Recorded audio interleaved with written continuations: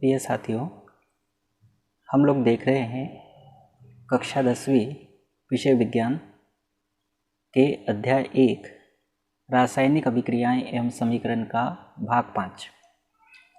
तो इसमें हमने कुछ प्रश्नों को लिया है इस भाग के अंतर्गत। वो प्रश्न देखिए कौन कौन से हैं। प्रश्न है, पदार्थ X समूह 2 के तत्व का ऑक्साइड है। यानी पदार्थ कोई X है तो हमको मालूम नहीं, अज्ञात है, लेकिन ये जो पदार्थ X है, ये पदार्थ X क्या है? तो समूह 2 का कोई तत्व है। अब समूह 2 जो होता है उनमें कौन कौन से तत्व होते हैं आप इसको देख लीजिए। पहले समूह 2 में जो तत्व होते हैं वो है beryllium, magnesium, calcium, strontium, barium और रेडियम। इसको हम याद करते बेटा मांगे कार स्कूटर बाप राजी। तो ये जो तत्व हैं इनमें से किसी एक तत्व का ऑक्साइड है। ऑक्साइड मतलब ऑक्सीजन के साथ क्रिया करेगा। इन सभी पे 2+ होता है। इन सभी पे क्या होता है? 2+। ये इस पे भी 2+ होगा। रेडियोधर्मी तत्व है रेडियम, और इस पे होता है 2-। तो इनमें से किसी एक के साथ ये ऑक्सीजन क्रिया करेगा, और क्रिया जब करेगा, अगर बेरिलियम के साथ क्रिया करता है तो BeO बनाता है। तो ऐसे बनाएगा Be2O2, लेकिन 2 से 2 कटेगा तो BeO बनेगा। मैग्नीशियम के साथ क्रिया करेगा तो MgO बनाएगा। कैल्शियम के साथ क्रिया करेगा तो CaO बनाएगा। स्ट्रोंशियम के साथ क्रिया करेगा तो SrO बनाएगा। बेरियम के साथ क्रिया करेगा तो BaO बनाएगा, और रेडियम के साथ क्रिया करेगा तो RaO बनाएगा। तो इनमें से कुछ भी एक हो सकता है। इनमें से कुछ भी एक हो सकता है इन 6 ऑक्साइडों में से।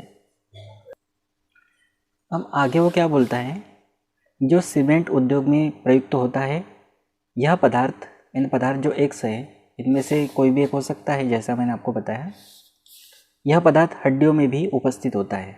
तो आप लोग जानते हैं कि जो हड्डी है उस हड्डी में होता है कैल्शियम। यानी कि हमको यहाँ से बात पता चलती है कि हमारा जो पदार्थ X है वो कैल्शियम ऑक्साइड है, CaO। तो इस तरह से प्रश्न पूछा है, पदार्थ X है, समूह 2 के तत्व का ऑक्साइड है, और हमने देखा कि वो है CaO। जो सीमेंट उद्योग में प्रयुक्त होता है यह पदार्थ हड्डियों में भी उपस्थित होता है। जब इसकी अभिक्रिया जल के साथ की जाती है, जल से होती है, किसकी क्रिया? कैल्शियम ऑक्साइड की, CaO की क्रिया जल से होती है, तो यह एक विलयन बनाता है जो लाल लिटमस को नीला कर देता है। अब यहाँ एक बात लिखी कि लाल लिटमस को नीला। तो एक बात आप ध्यान रखिए कि जो नीले लिटमस पेपर को लाल करेगा वो अम्ल होता है, और जो लाल लिटमस को नीला करेगा वो होता है क्षार। यहाँ लिखा है लाल लिटमस को नीला करता है, मतलब वो होगा क्षार। और क्षार कौन होता है? जिसमें OH- होता है। जब OH- जो देता है उसको क्षार कहते हैं। वो बोल रहा है कि X की पहचान कीजिए। तो हमने X की पहचान कर ली है। वो पदार्थ X है कैल्शियम ऑक्साइड, जिसका फार्मूला है CaO। ठीक है। अब ये पता करने के बाद बोल रहा है कि इसकी अभिक्रिया जल से करना है। तो ये हमने कैल्शियम ऑक्साइड लिया, इसकी क्रिया हम जल के साथ कर रहे हैं। जल के साथ करेंगे तो यहाँ का कैल्शियम 2 ऑक्सीजन और 2 हाइड्रोजन के साथ क्रिया करके CaOH होल ट्वाइस बनाएगा। इसको जब हम आयनित करते हैं तो इसके 2 आयन मिलते हैं। एक तो मिलता है Ca2+ और एक मिलता है OH-। मतलब ये OH- देगा, और OH- देगा तो एक क्षार है, और क्षार है तो लाल लिटमस को ये नीला करेगा। और साथ में इस अभिक्रिया में ऊष्मा निकलती है, मतलब ये ऊष्माक्षेपी अभिक्रिया का भी उदाहरण हो सकता था। तो इस तरह से हमारा आंसर हो गया कि पदार्थ का नाम क्या है, ये पदार्थ का नाम बता दिया, और साथ में जो पदार्थ हमने बनाया है उसकी क्रिया जल के साथ करते हैं तो बनता है क्षार कैल्शियम हाइड्रोक्साइड, जो लाल लिटमस को नीला कर देगा। तो इस तरह से छोटा सा प्रश्न था, लेकिन इसको समझना बहुत ज़रूरी था। अब चलते हैं अगले प्रश्न की ओर। अगला प्रश्न है, हम सिल्वर क्लोराइड को गहरे ब्राउन रंग की बोतल में क्यों रखते हैं? यानी सिल्वर क्लोराइड जो है उसको हमेशा ब्राउन रंग की बोतल में क्यों रखते हैं? तो सिल्वर क्लोराइड का जो फार्मूला है वो AgCl है, और ये AgCl अगर सूर्य प्रकाश के संपर्क में आ गया जैसा कि आपने देखा था वियोजन अभिक्रिया में आ जाता है, तो इससे बनता है सिल्वर और क्लोरीन। इसका मतलब AgCl जो है इसका हो जाता है अपघटन, इसका हो जाता है वियोजन। तो ये वियोजन ना हो, AgCl का वियोजन ना हो, इसलिए सिल्वर क्लोराइड को गहरे ब्राउन रंग की बोतल में रखा जाता है, जिससे क्या होता है कि गहरे ब्राउन रंग की बोतल में सूर्य का प्रकाश अंदर प्रवेश नहीं कर पाता, और नहीं करेगा तो ये जैसा का वैसा बना रहेगा, यानी सेफ रहेगा ये, इसलिए तो इसको भी ध्यान रखना। अगला प्रश्न है, किसी पदार्थ X के विलयन का उपयोग सफ़ेदी करने के लिए किया जाता है। यानी यहाँ ये बोला है कि कोई पदार्थ X है और उसका जो विलयन बनाते हैं पदार्थ X का, तो उस विलयन का उपयोग सफ़ेदी करने के लिए किया जाता है। तो बोल रहा है कि पदार्थ X का नाम बताना है, सूत्र बताना है। तो पदार्थ X अभी हमने देखा, इसके पहले कैल्शियम ऑक्साइड को। कैल्शियम ऑक्साइड जो है ये जब जल के साथ क्रिया करता है तो ये बनाता है कैल्शियम हाइड्रोक्साइड। इसको बोलते हैं बुझा हुआ चूना। और आपने पढ़ा था कि बुझे हुए चूने का उपयोग हम सफ़ेदी करने के लिए करते हैं। ये कब बनेगा? जब कैल्शियम ऑक्साइड जल के साथ क्रिया करेगा, यानी कैल्शियम ऑक्साइड का विलयन कैल्शियम हाइड्रोक्साइड। ये कैल्शियम ऑक्साइड का विलयन यानी कैल्शियम ऑक्साइड और जल की क्रिया, तो कैल्शियम हाइड्रोक्साइड। तो पदार्थ का जो नाम है वो कैल्शियम ऑक्साइड है और सूत्र जो है CaO है इसका। और बोला है ऊपर एक में, यानी इस पॉइंट में लिखे पदार्थ X की जल के साथ क्रिया करेंगे तो ये पदार्थ हमारा X हुआ CaO। ये नाम देते हैं ऐसा, X Y कुछ भी दे सकते थे।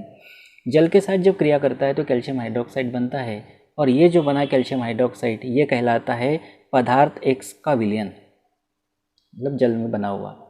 तो इसका उपयोग सफ़ेदी करने के लिए किया जाता है और साथ में ऊष्मा निकलती है। और जैसा कि मैंने आपको बताया ये ऊष्माक्षेपी अभिक्रिया का उदाहरण भी हो सकता है।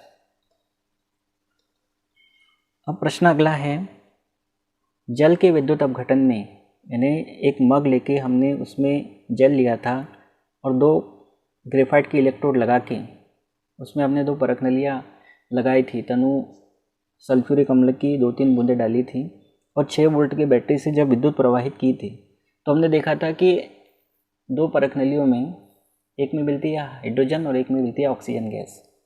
तो बोल रहा है कि जल के विद्युत अपघटन में एक परख नली में एकत्रित गैस की मात्रा दूसरी गैस से दुगुनी होती है। उस गैस का नाम बताइए। कौन सी गैस का नाम बताना है? जो परख नली में एकत्रित होती है और 2 परख नलियाँ है तो एक परख नली में जो गैस इकट्ठा होगी वो दूसरी परख नली में जो गैस इकट्ठा होगी उससे दुगुनी होगी। तो जो दुगुनी होगी उसका नाम बताना है। तो हमने पढ़ा था कि जब जल का विद्युत अपघटन किया जाता है, आप पुराने वीडियोस देखना उसमें मिलेगा, जब जल का विद्युत अपघटन किया जाता है तब हाइड्रोजन और ऑक्सीजन गैस बनती है। हमने देखा था ये। और क्या होता है कि 2 अणु जल से, यानी जब जल के 2 अणु लेते हैं तो उससे हमको 2 अणु हाइड्रोजन एवं 1 अणु ऑक्सीजन बनती है। अब देखो 2 अणु जल से, 2 अणु जल से का मतलब क्या है? हम जब जल के 2 अणु लेते हैं और इसका विद्युत अपघटन करते हैं, 2 अणु मतलब ये सामने 2 लगाना पड़ेगा, 2 अणु हो गए इसका मतलब।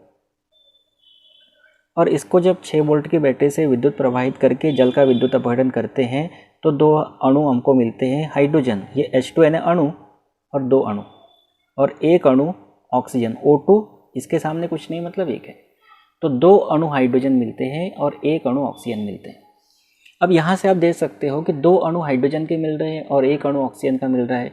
तो कौन सी गैस है जो दूसरी गैस की दुगुनी है? तो दूसरी गैस बोला तो हम ऑक्सीजन बोल दें, और एक है हाइड्रोजन, तो हाइड्रोजन गैस जो है वो ऑक्सीजन की दुगुनी मिल रही है। देखो ऑक्सीजन 1 मिल रहा है, O2 1 मिल रहा है, तो हाइड्रोजन 2 मिल रहा है। तो जो दुगुनी गैस मिलती है वो है हमारी हाइड्रोजन गैस। ये ध्यान रखना, इसको हमने अणु कहा। और कितना मिलता है या कितना ले रहे हैं, तो कितना ले रहे हैं 2, तो ये सामने। कितना मिल रहा है 2, तो ये सामने है। और यहाँ कुछ नहीं लिखा था तो 1 के सामने है, मतलब ये 2 अणु मिलेगा और ये 1 अणु मिलेगा ऑक्सीजन। तो हमने लिखा 2 अणु जल से 2 अणु हाइड्रोजन एवं 1 अणु ऑक्सीजन बनती है। इसलिए एक गैस मतलब अगर हम हाइड्रोजन को बोले तो दूसरी गैस से दुगुनी हो जाएगी ऑक्सीजन से। तो जो गैस दुगुनी है वो हाइड्रोजन है, और पूछा था उस गैस का नाम बताइए जो दुगुनी मिलती है, तो वो हमारी हाइड्रोजन गैस होती है। ठीक है, इसको बहुत अच्छे से आप तैयार करिएगा। अब है प्रश्न अगला, विस्थापन अभिक्रिया किसे कहते हैं? विस्थापन अभिक्रिया किसे कहते हैं, उदाहरण दीजिए। तो विस्थापन अभिक्रिया क्या है? विस्थापन मतलब होता है हटाना। मतलब इसमें क्या होता है, विस्थापन अभिक्रिया मतलब ऐसी अभिक्रिया होती है जिसमें अधिक क्रियाशील तत्व या धातु अपने से कम क्रियाशील तत्व को उसके यौगिक में से विस्थापित कर देता है। और कौन अधिक क्रियाशील कौन कम क्रियाशील है, तो सक्रियता श्रेणी बताया था। आप मेरे पुरानी वीडियोस प्लेलिस्ट में जाके ज़रूर देखना, तो वहाँ सारे सॉल्यूशन आपको मिलेंगे प्रश्नोत्तर के। तो उस अभिक्रिया को हम कहते हैं विस्थापन अभिक्रिया। देखिए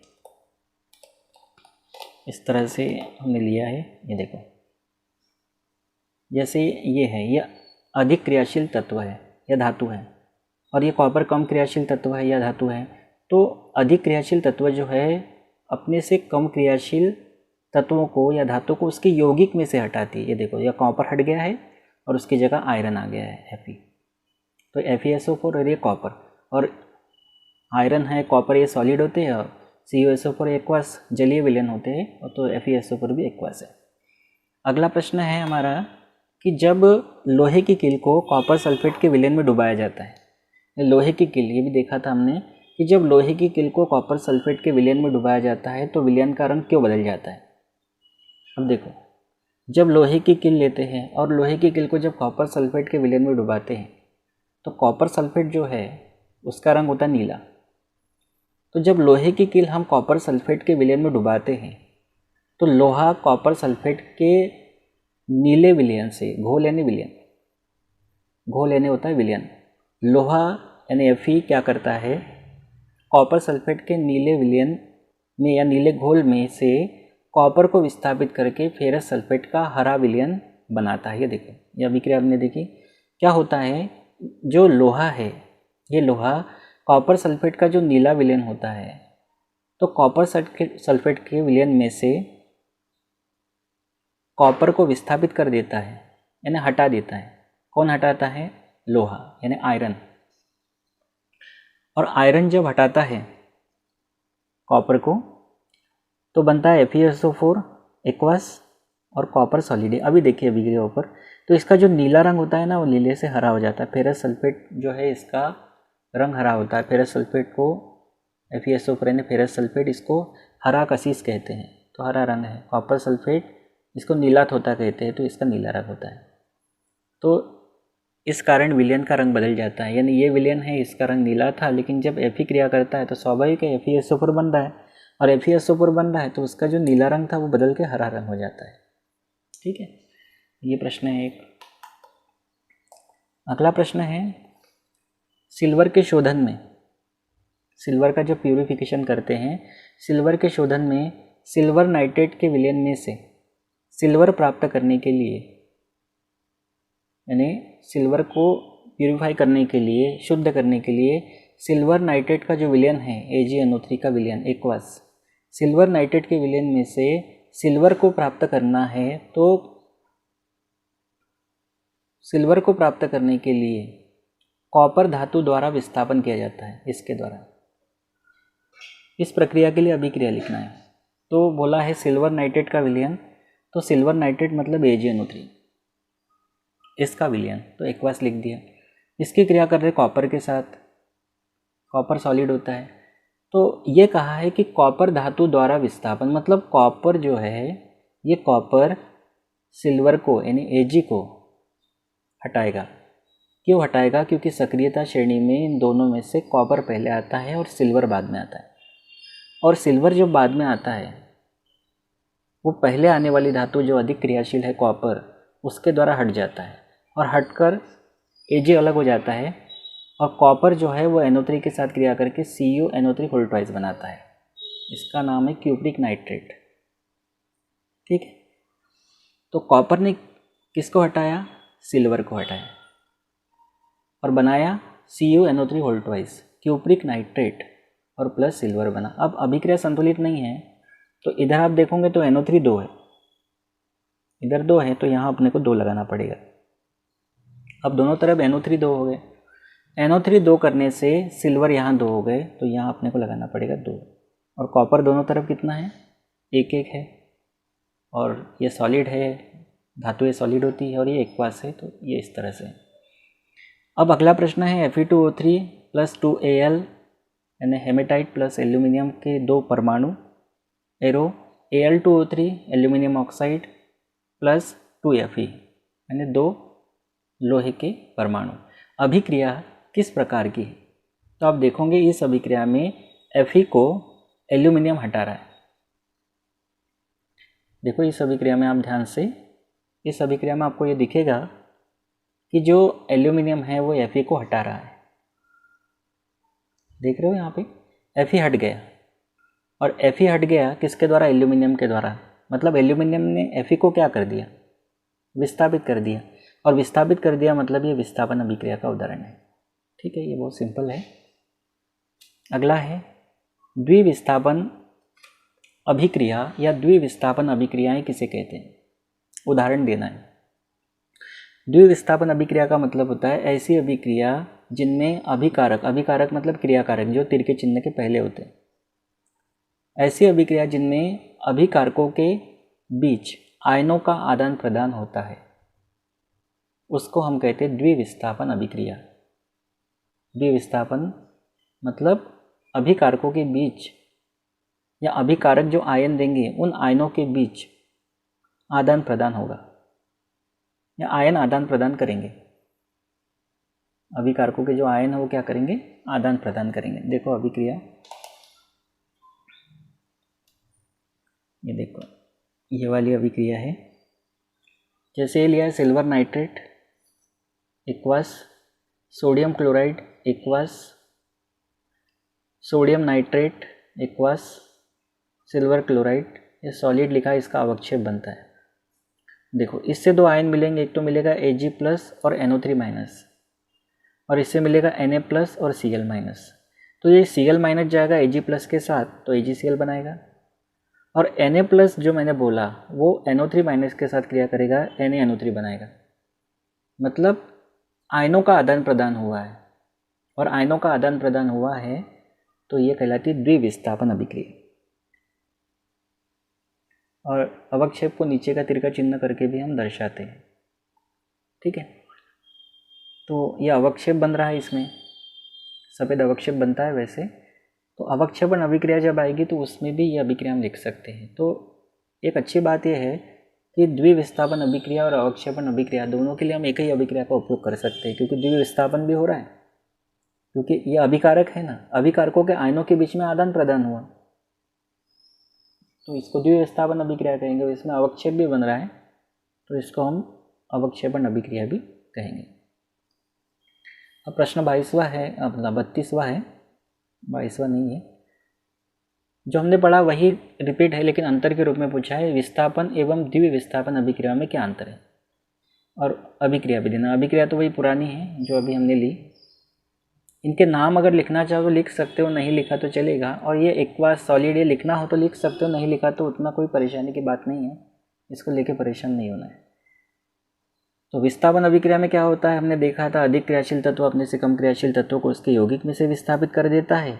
और द्विविस्थापन, या द्विविस्थापन अभिक्रिया में अभिकारकों के बीच आयनों का आदान प्रदान होता है, और ये उसके एग्जाम्पल है, देख चुके हैं पहले। अब देखो अगला है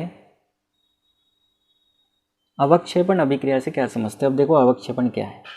अब देखो जैसे ये है सिल्वर नाइट्रेट का विलयन और ये है सोडियम क्लोराइड का विलयन, ये 2 विलयन लिए, और ये दोनों क्या है, अभिकारक है। इन दोनों के आपस में जब क्रिया कराते हैं तो एक अविलेय ठोस उत्पाद बनता है, ये वाला AgCl। ये अविलेय है यानी विलयन में घुलता नहीं है और सॉलिड होता है।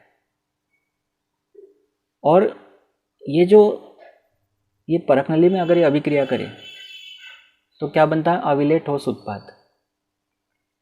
और ये जो अविलेय ठोस उत्पाद बना है, ये जिस परख नली में हम क्रिया कर रहे हैं उस परख नली में इसके कण जो बनते हैं, छोटे छोटे दही जैसे कण बनेंगे, तो इसके जो कण बनेंगे वो धीरे धीरे धीरे धीरे करके तली में बैठना चालू होंगे। जो ठोस कण बन रहे हैं ना उत्पाद के रूप में, उत्पाद है तीर के चिन्ह के बाद, तो ठोस कण धीरे धीरे तली में बैठना चालू होंगे, उसको बोलते हैं अवक्षेपित होंगे। और ये नीचे धीरे धीरे जाके नीचे तली में बैठ जाएंगे, अवक्षेपित हो जाएंगे। तो ये ठोस कणों के अवक्षेपित होने की जो क्रिया है इसी को अवक्षेपण कहते हैं। ऐसा कब होता है? जब अभिकारक आपस में क्रिया करते हैं। दो अभिकारक होना चाहिए, दो अभिकारक या इनके दो अभिकारकों के विलयन जब आपस में क्रिया करते हैं तो अविलेय ठोस बनता है, और उस अविलेय ठोस के कण धीरे धीरे अवक्षेपित होने लगते हैं उसी विलयन में जिसमें अभिक्रिया हो रही है। तो इस क्रिया को बोलते हैं अवक्षेपण। इसकी अभिक्रिया है, यही अभिक्रिया हमने द्विविस्थापन अभिक्रिया में देखी थी। अगला प्रश्न है, जब पोटेशियम क्लोराइड मतलब KCl, इसका विलयन यानी एक्वास, सिल्वर नाइट्रेट के विलयन, सिल्वर नाइट्रेट मतलब AgNO3, विलयन मतलब एक्वास, में मिलाया जाता है तो एक अविलेय सफ़ेद पदार्थ बनता है। ये अविलेय बोला तो ये अवक्षेप की बातें कर रहा है। इसमें होने वाली रासायनिक अभिक्रिया का समीकरण लिखिए एवं अभिक्रिया का प्रकार बताइए। तो अविलेय है, सफ़ेद पदार्थ बन रहा है तो अवक्षेपण होगा, और अवक्षेपण की क्रिया है तो सीधी बात है द्विविस्थापन अभिक्रिया तो होगी। देखिए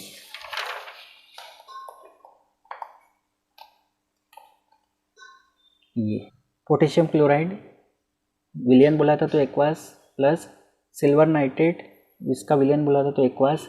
तो इसमें Ag प्लस जो है वो Cl माइनस के साथ क्रिया करता है, AgCl बनाता है, और K प्लस NO3 माइनस के साथ क्रिया करके KNO3 बनाता है, ये एक्वास, और ये AgCl सॉलिड यानी अवक्षेप। तो इसमें क्या हुआ, आयनों का, अभिकारकों के आयनों का आदान प्रदान हुआ है, तो ये द्विविस्थापन अभिक्रिया भी है और साथ में अवक्षेपण की क्रिया भी ये है, दोनों हैं। अगला प्रश्न है, सोडियम सल्फाइड का फार्मूला होता है Na2SO3 के जलीय विलयन मतलब एक्वास में एक बूंद बेरियम क्लोराइड मतलब BaCl2 विलयन मतलब एक्वास के मिलाने पर सफ़ेद अवक्षेप प्राप्त होता है। तो sodium sulphide aqueous, barium chloride aqueous मतलब विलयन। तो इनकी जब आपस में क्रिया होती है तो बोल रहा है कि होने वाली अभिक्रिया का संतुलित समीकरण लिखिए। देखो इनकी क्रिया होगी, बेरियम जो है ये SO3 के साथ क्रिया करेगा, SO3 पे 2- होता है और बेरियम पे 2+ होता है। तो ये दोनों जब आपस में क्रिया करेंगे तो बनेगा Ba2SO3 होल ट्वाइस, लेकिन 2 से 2 कटेगा ना जब, तो BaSO3 बन जाएगा वो, और ये इसका अवक्षेप बनता है, ये सॉलिड होता है। और साथ में 2 Na2Cl के साथ जब क्रिया करते हैं तो बनता है NaCl, तो यहाँ आएगा 2। अब ये अभिक्रिया होगी संतुलित।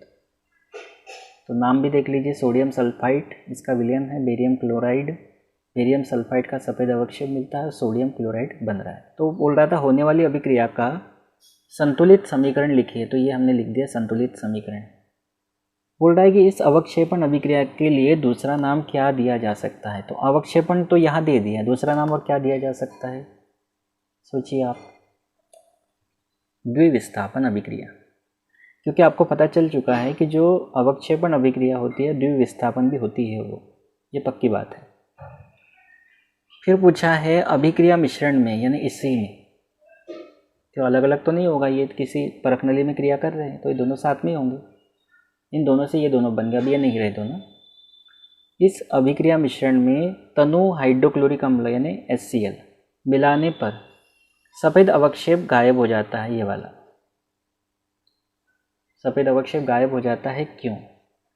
तो जब इसमें तनु हाइड्रोक्लोरिक अम्ल मिलाते हैं यानी HCl को मिलाते हैं, तो ये तो नमक है, तो ये तो विलयन में घुल चुका है, ये नहीं घुला है BaSO3।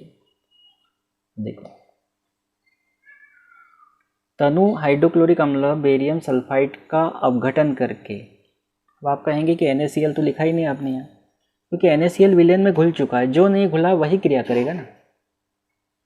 BaSO3 जो है ये घुला नहीं है ना, ये अवक्षेप है, इसके कण बने हैं छोटे छोटे और ये कण अवक्षेपित हो गए हैं, तो ये क्रिया करेगा तनु हाइड्रोक्लोरिक अम्ल यानी HCl के साथ, और ये सफ़ेद अवक्षेप है। तब इनकी क्रिया से क्या बनता है, देखो ये HCl क्या करेगा, इसको तोड़ देगा, अपघटित करेगा BaSO3 को, बेरियम सल्फाइड को। कैसे करेगा, तो एक तो बनाएगा barium chloride BaCl2 barium chlorine के साथ क्रिया करके, साथ में सल्फर ऑक्सीजन के साथ क्रिया करके SO2 बनाएगा, और हाइड्रोजन ऑक्सीजन के साथ क्रिया करके जल बनाएगा। अब ये अभिक्रिया संतुलित नहीं है। संतुलित करने के लिए हम यहाँ देखते हैं बेरियम तो दोनों तरफ एक है, बेरियम दोनों तरफ एक है, क्लोरीन यहाँ 2 है, तो यहाँ हम लगा देते हैं 2, क्लोरीन हो गए बैलेंस। क्लोरीन होने के बाद हाइड्रोजन 2 है, इधर भी 2 है,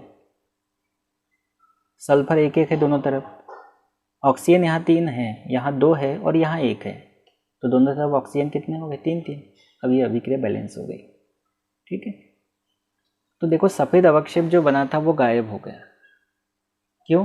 क्योंकि उसको तनु HCl ने तोड़ दिया, या इसको कह सकते अपघटित कर दिया, और BaCl2 ये बन गया ना। आप ये तो विलेन में नहीं घुल रहा था।